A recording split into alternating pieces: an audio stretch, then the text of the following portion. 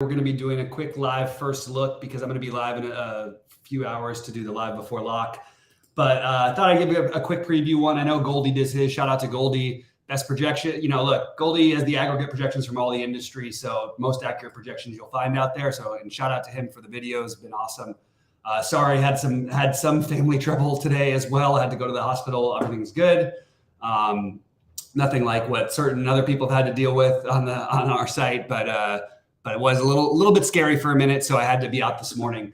Anyway, with that said, guys, I thought I'd be real quick and just jump through my my plans for the day. So let me go ahead and do that, and I'm going to share my screen, and we're going to go game by game briefly and talk through what I like. And feel free to pop in with questions or thoughts as we go along the way. All right. I'm also going to have my starting lineups page. Let me just get it updated. Even though I'm using the Roto Grinders one over here, I have the MLB one up as well. But I like this one just because it's easier. And I'm used to it. Okay. Starting off with the Cubs and Nationals. I do think the Cubs have been the third best offense in baseball so far this season, and I feel like it's sort of been overlooked. It's a big slate, and I think that you're going to get, low ownership compared to the upside for these guys in this matchup. I do think that there's nothing wrong with playing Wisniewski also, but I actually prefer just the Cubs stack. And I think that they are going to end up being one of the stacks that I consider pretty heavily. Obviously, a better hitting team at home. It is 55 degrees, but you can see 10-mile-an-hour winds blowing out to right center.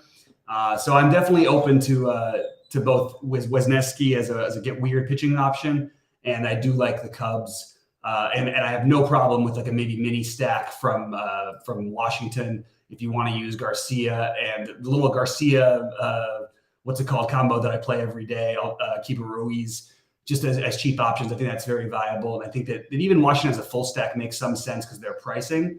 But I think I'm looking at them more for pieces today. We get Garrett Cole against a team that's crazy struggling. I think that Garrett Cole has to clearly be, if not the top arm, certainly one of them on the slate today. It's really hard for me to invest in the Yankees with this current lineup, and I keep trying it, and it's not working. All I can say is they are cheap. Take a look at the weather at Yankee Stadium. 54 miles an hour, 10 degrees blowing up, only 54 degrees. Certainly nothing wrong with trying to get some Yankees in here, but I just don't think I can get behind the full stack. Maybe a mini stack of the Yankees. Volpe always makes some sense because he's got the stolen base upside. Rizzo, Torres, they're all affordable. It's just not my favorite spot on the slate to attack. Let's take a look at the weather first in this Boston game.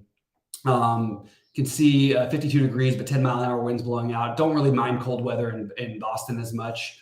Obviously, along with many others, I'm assuming. I like the Blue Jays today after letting us down yesterday. I still don't know how I feel about it as a pitcher.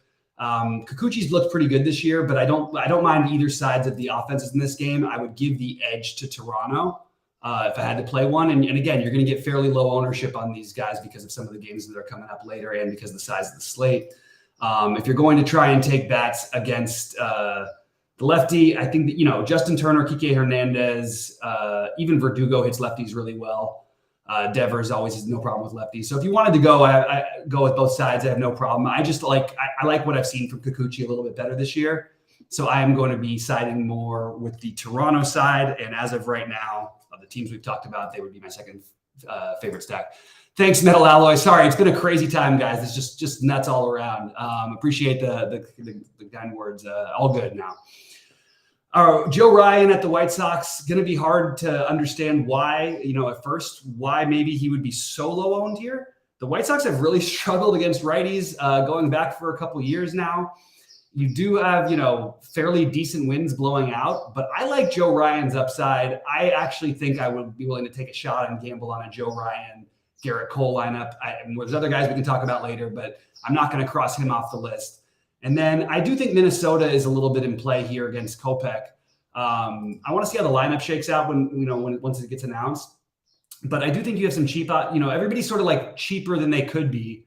Not that they have to be, but I think Minnesota certainly makes sense as a stack to me today. So they're another one I'll put on my list. No interest in trying to pick on Joe Ryan. I do like the wind blowing out, so maybe the lefties for Minnesota, even in a mini stack, if you're not going to go full stack, certainly make a little bit of sense. Tyler Wells, I liked what I've seen so far this year. I think that this is not a terrible play at 7,300. I don't think it's something I'm going to prioritize, but it's something I'm certainly considering. Just scrolling down to that game, you have just sort of cross field wins. It's a low total. It feels like a spot where we could use him if we want to.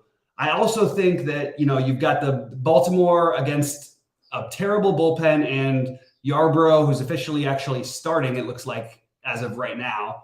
And I don't mind getting this to some Baltimore. I have them a little bit below some of the other teams that we just talked about, but I do think that they're definitely in play. I want to also see how the lineup shakes out here. I always like Urias, Mountcastle, Henderson, but then Hayes probably only gets a couple at bats. It's just a little bit tricky to decide if you want to, and they're expensive. But I definitely think Baltimore deserves to be on the list for now. And we'll figure out what we're going to do with that one a little bit later. Trying to narrow teams down, and it's the first look, so we're probably going to have more teams now than we're going to have later today. I mean, look, guys, I understand that he's been bad, but Steven Matz at 5,900 is got to be someone we at least consider playing. The Angels are hit or miss. I do like the Angels in general against lefties, and it is pretty good hitting weather in St. Louis, so a little nerve-wracking to do it. But I actually think, I don't think I want to take Sandoval against the Cardinals. I actually think the Cardinals are kind of an interesting stack, but it's probably not the right slate for me. But certainly, depending on, let's say where DeYoung bats today, that could determine whether or not they make sense as a mini stack.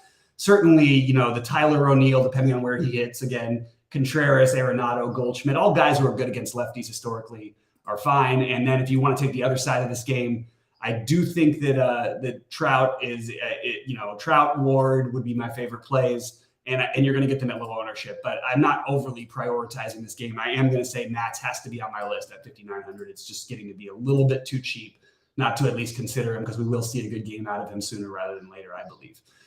Zach Gallen has been awesome. John Gray, I'm not going to use any Gray tonight. Zach Gallen has been so good that I'm a little bit afraid the perception may actually be a little overdoing it. So Zach Gallen, I think, is a very, very, very good pitcher. I think Joe Ryan is a better pitcher and certainly going to be a better pitcher. So I have Ryan ahead of Gallen actually right now, because I'm also factoring in the ownership. But that's really a lot of why I'm doing it. You also get Gallen on the road. He's pitched more at home. This is not it's not been a cupcake team, this Ranger team so far. So Gallen is certainly on my list, but I actually think that getting Ryan at lower ownership is interesting. And I don't think I have any reason to play the stacks in this game with these two guys on the mound. I think they're good enough to where I don't need to do that. With Houston and San Francisco, another one who I love, Hunter Brown. People may not realize that San Francisco has struck out more than any team in baseball against right-handed pitching. They also can be dangerous at times, but I love Hunter Brown. There's a lot of good spend ups today. And I don't think I'm going to get to Houston against DeScalfani, but I certainly don't mind it. It's not a priority for me, but they're like an outside looking in team for me today. Pretty straightforward how you'd want to play them. Kind of want Abreu to start hitting for some power before I stack this team. But he's really turned into like the former first baseman they had in Gurriel, or what he used to be, without the power and just sort of hitting singles and a double here and there. But we would like to see that power come back from Jose Abreu. Maybe I'll reconsider a Houston stack later, but as of right now, I'm not going overboard on it. Unfortunately, I guess not unfortunately. Unfortunately, I like Milwaukee. That is, I guess, it's just unfortunate because of where the ownership's going to be. I don't think it's wrong to play Peralta here. I know that sounds kind of nuts, but I think that there's actually some merit to it. There is wind blowing out. It's enough of a reason to fade Peralta, but it's just the wrong slate. A different slate, I would be happy to play Peralta in Coors, but I don't think that it just doesn't feel like the right slate for it. And I'm going to thanks to my man Forrest in chat. All is well on this end. Hopefully the same is true for Sheets right now, but all is definitely well on my end, so I appreciate that. I like Milwaukee, but because I like so many other teams, probably going to end up as pieces. You are going to, it is condensed ownership for the size of the slate. You can see the early projections. You can see Goldie's projections with basically everybody at 9% or higher. And that's not even factoring because we don't know who's playing Brousseau. So really, you could assume everybody's going to be double-digit owned. Milwaukee has to be, you can't write them off, but at the same time, to make a 5-man stack with Milwaukee, the only way I think that you could do it is if you did try to get different at pitching. And I just don't think it's the best idea to try to do that in general. It is a great matchup. You do have wind blowing out, maybe some potential weather. We'll see what happens. Those pop-up storms can happen in Colorado. They tend to get games in. But against Feltner, it's just hard to ignore this Milwaukee team. So what I'm going to do is what I normally do when I really like a team that's in Coors. They're a fine mini stack to complement my other stack that won't have anybody probably above 10% owned. So totally fine with Milwaukee as a stack. But again, yeah, there's plenty of other options. If you don't want to play them, I'm never going to say you have to, especially on a slate this size. So now you got an interesting situation where you have two cheap pitchers that are both extremely viable, and the question is, do you need them? I don't know that you need them, but it's you've got both the Millers here, and assuming that they both go, I'm going to put them on my list. Like, it's impossible to ignore the pricing here, and the only thing I would say is this feels like a slate where you're going to get pitchers who are getting in the 30, like somebody like whether it's Cole, Ryan, Gallen, Brown, there are going to be some 30s out there. So trying to compete with them with 15s and 20s is going to be a little bit tough unless you get the bats right. And I'm not seeing the spend ups that you necessarily need for the bats. Most everybody has a way of getting to their stacks with some cheap options. So it's just a question of what do you want to do? My initial thought is maybe just ignore it. I do think that you could make an argument for both of these stacks, which is kind of interesting because no one's going to do it. It is only 56 degrees, but again, why is all the wind blowing out these days? It's kind of interesting. I do think that the Mariner stack would be the more preferred one, but both these pitchers are certainly in play. And I don't know what I'm going to end up doing with them, but I do think that the Millers are certainly in play. And I also have no problem if anybody wants to play any of the sides against them. You have super cheap options on Oakland with some speed power. And you've got it's an affordable enough Seattle stack, in a spot where, you can see a wide range of outcomes with these two pitchers. All right, getting into the last couple of the night. Let's talk about Cincinnati and San Diego. San Diego obviously got there last night. And against Ashcraft, it's going to be hard for me not to at least consider him. I do think you have to consider Waka. He's shown the upside this year. I'm definitely not going to prioritize him. But we have to at least consider him just because he's flashed some upside. He's pitching at home in San Diego, not a great hitter's park. It's only 56 degrees, no wind blowing out. Cincinnati is pretty dreadful. Look, if it was last night's slate, I'd be talking about stacking Cincinnati because that's what I ended up doing last night. But as of right now, I think that Waka is reasonable, and I think that obviously you have a very, very good stack that maybe they're starting to find their offensive way.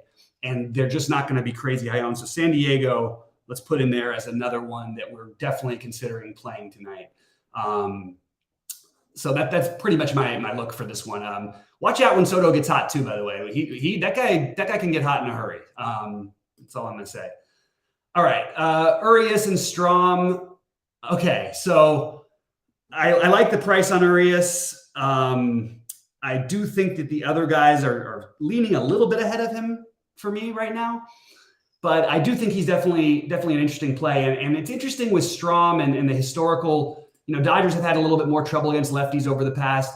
We've seen some good out of Strom this season so far. His walks haven't been as bad as we've seen in some years past, but I'll tell you what, the Dodgers getting healthy, it's just going to be one of those teams that's in play every night. 58 degrees, not great hitting weather. You get the low ownership on the stack. I'm definitely going to have some Dodger exposure. This is a team that can explode. You've got the super cheap, even if you're not playing them as a stack, super cheap Trace Thompson, if he's in the top 5 of the lineup, I think is an excellent one-off. Depending on where Chris Taylor hits, he could end up anywhere in the lineup, and it wouldn't surprise me. And that's going to be mostly, that's pretty much it. So LA and San Diego are my late night stacks, LAD, not LAA. Milwaukee for pieces. And then I have it Cubs, Toronto, Minnesota, Baltimore in that order with Milwaukee pieces. The pitching, Cole is the only one I know for sure that will get at least 30% of my ownership. Everyone else is up in the air. I do think I'll be overweight on Joe Ryan. I don't know what that number is going to be. I'll be overweight on Hunter Brown probably. And I probably won't be overweight on most of the other guys. I'll probably be near the field on Gallen, probably above the field on Matz, probably above the field on the Millers, probably with the field on the Millers.